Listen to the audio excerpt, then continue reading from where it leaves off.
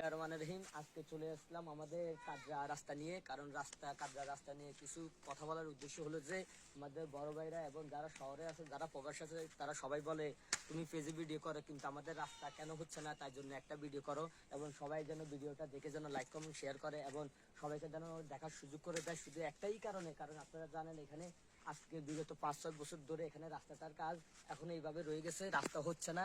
কিন্তু এটার পরে যে রাস্তা হয়েছিল ওই রাস্তাটা যেটা পরে হয়েছে এটা কিন্তু পাকাও হয়ে গেছে, এটা কিন্তু এখানে গাড়ি চলাচলের ব্যবস্থা হয়ে গেছে, কিন্তু আমাদের এই রাস্তাটা এখনো কেন কাজটা হচ্ছে না, তাই জন্য আজকে আপনাদের সামনে কিছু কথা বলার উদ্দেশ্য।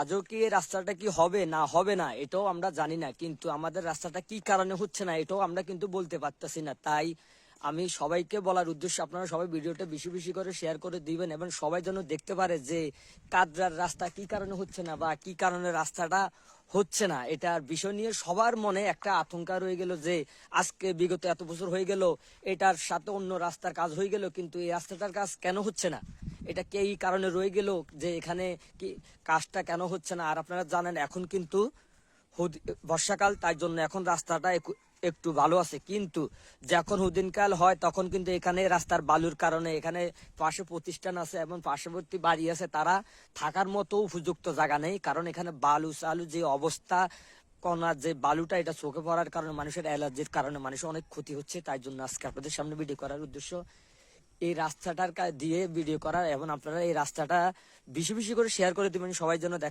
সবাইকে দেখার সুযোগ করে দিবেন। আসসালামু আলাইকুম।